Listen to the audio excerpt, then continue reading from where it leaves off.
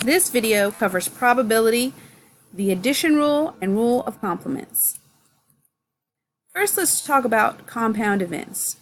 Sometimes we have events that are a combination of one or more events, such as drawing a jack or a queen, or rolling an odd or a 4, or drawing a red or a blue or a green marble from a large bag of marbles. So combining events make compound events. Notice we use the word or.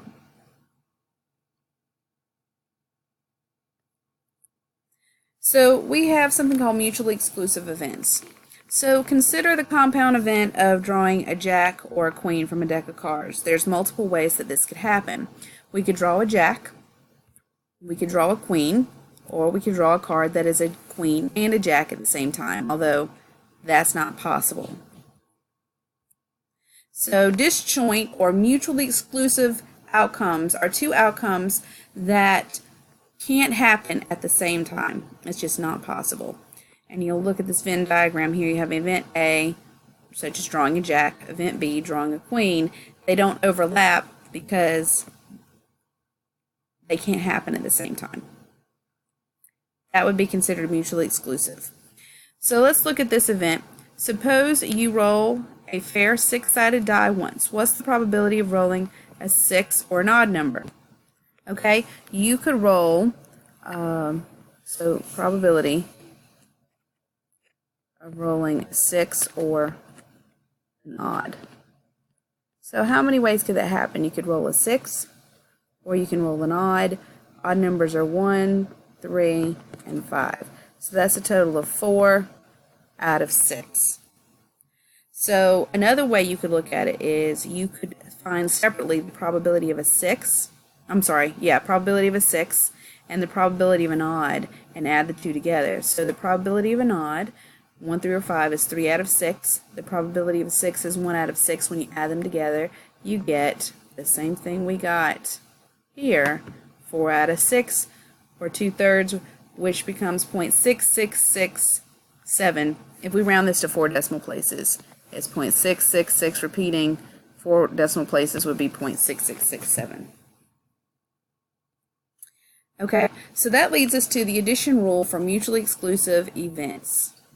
And it says if A and B are mutually exclusive events, then the probability of A or B is the same as adding the probability of A and the probability of B together. So if possible, you can also add the outcomes of A and B and then just divide by the total. Kind of like what I did here. I added, there's one way to get a 6, 3 ways to get an odd number. I added those together, that's a total of 4. And then I divided that by 6. So either way works. So let's look at this example. Suppose you draw a card from a standard 52 card deck. What's the probability of drawing an ace or a face card? So, two ways to do this. Okay, one way is to say, all right, how many ways can I get an ace or a face card? So, there's an ace. Face cards are jacks, queens, and kings. So, we have that for hearts. And then we have them for diamonds. We have an ace, a jack, a queen, and a king. We have them for, we'll just write S for spades because I don't draw that very well. An ace, a jack, a queen, and a king. And then clubs. I don't draw that one very well either. Ace, jack, queen, king. So add this together.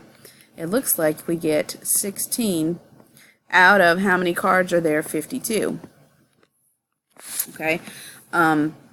Let's look at the other way. The other way is to use the formula. The probability of an ace or a face card is the same as the probability of an ace plus the probability of a face card.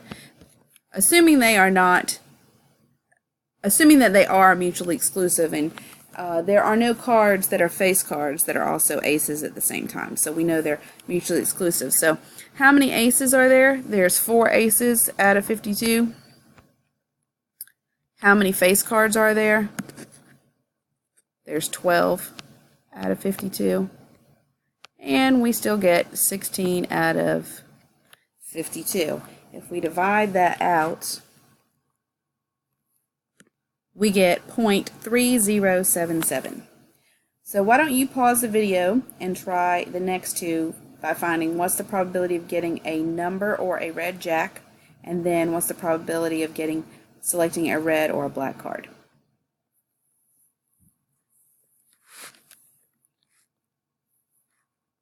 Okay, hopefully you had time to try these two examples. I'm gonna put a little line there so I can show you the two different ways to do it. Okay, what's the probability of getting a number or a red jack? So first, can you have a card that is a red jack and a number at the same time? No, because jack is not a number. Jack is a jack. So let's think about numbers. We have the numbers 2, 3, 4, 5, 6, 7, 8, 9, and 10.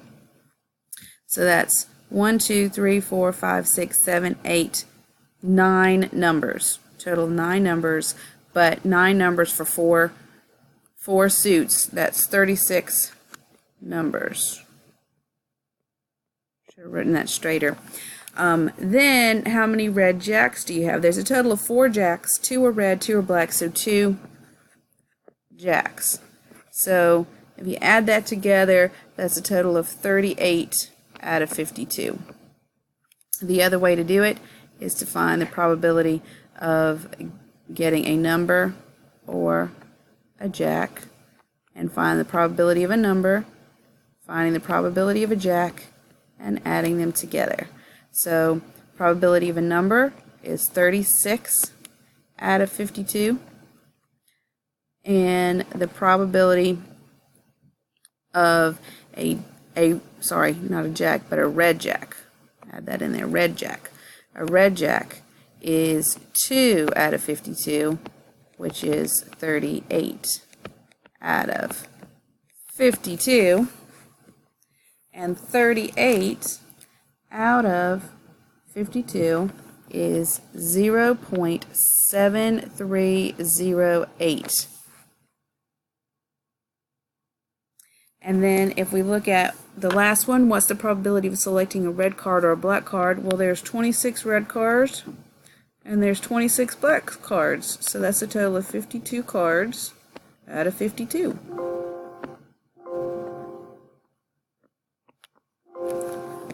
The other way to do it is to do the probability of red or black is equal to the probability of a red plus the probability of a black, and that's 26 out of 52 plus 26 out of 52, which is 52 out of 52, which is 1. So 1 is a certain probability. You're definitely either going to get a red or a black card no matter what. So that would be 100% 1. Okay?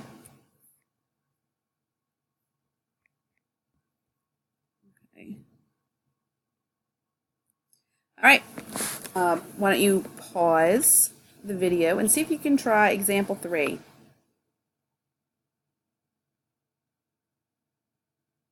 Okay, hopefully you had a chance to work this one, but let's see.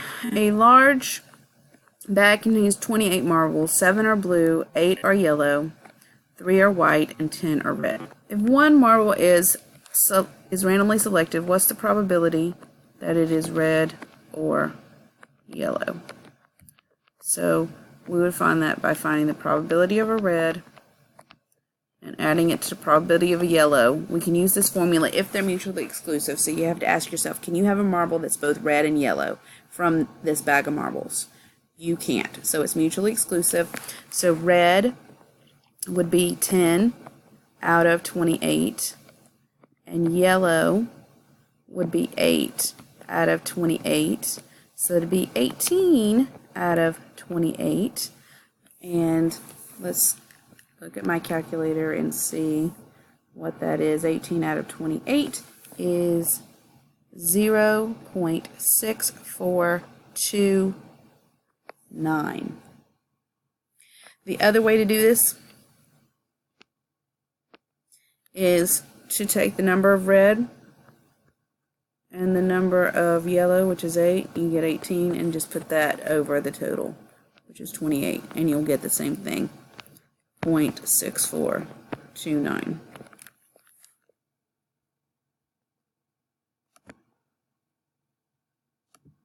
All right.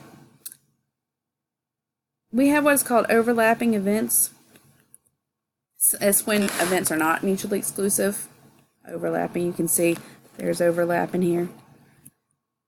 So examples would be selecting a female student or a full-time student. And you can be a female student and a full-time student at the same time. So that would be an overlapping event. Selecting a jack or a diamond. There are 4 jacks, but one of those is a jack of diamonds. Rolling a 2 or an even, you can do that at the same time because 2 is an even number. So events that are not mutually exclusive. So when that happens, when you add the probability of A with the probability of B together, what happens is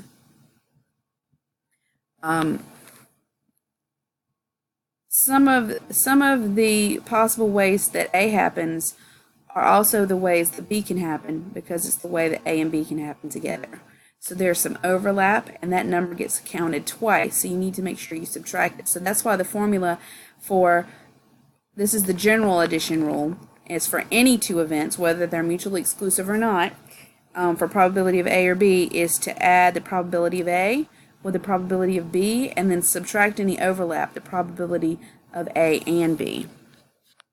So overlap, subtract that out so that it doesn't get counted twice.